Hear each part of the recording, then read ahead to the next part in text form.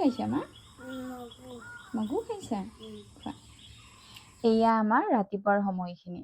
দেউতাক প্ৰায়ভাগ ডিউটিতেই থাকে যিহেতু শুই উঠাৰ পিছত জীউক মই ব্ৰাছ কৰাই দুইটাকে এনেকে থৈ অকণমান কিবা খাব দিওঁ। সময় পালে ময়ো অকণমান কিবা খাই লওঁ।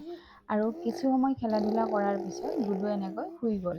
আৰু জীউ দেখিছেনে ইমান দুষ্ট হৈছে, তাক টোপনিৰ পৰা উঠাব ট্ৰাই কৰি আছে। আৰু আজি আমাৰ টাউনশ্বিপত পলিঅ' খুৱাই আছে সকলোকে, তো মই যিমান পাৰোঁ জল্দি জল্দি দুইটাকে ড্ৰেছ চেছ কৰাই ৰেডি কৰিলোঁ, কাৰণ দেউতাক ডিউটিৰ পৰা আহিয়ে আমাক লৈ যাব। আৰু ৰেডি হৈ আমি ৰখি আছোঁ দেউতাক অহালৈকে। এয়া আহি পোৱাৰ লগে লগে আমি আহি গ'লোঁ বিজয়াৰ হস্পিটেললৈকে। আৰু ক'ৰবাত যাব পালে যে ল'ৰা ছোৱালী দুটাক কিমান যে ফূৰ্তি পায় নহয়। আমাৰ জীউৰ মানে ভয়টো বহুত বেছি। মেডিকেল তাই আহিবই নিবিচাৰে, আনকি ভায়েকক ভেকচিন দিব আনিব নিদিয়ে। আজি কৈ আনিছোঁ যে মিঠা ঔষধ খুৱাব মেডিকেলত, সেইকাৰণে আহিছে। মানে মিঠা খাই তাই বহুত ভাল পায়। আৰু আমাৰ গুডুৰ ৰিয়েকশ্যনটো চাওকচোন।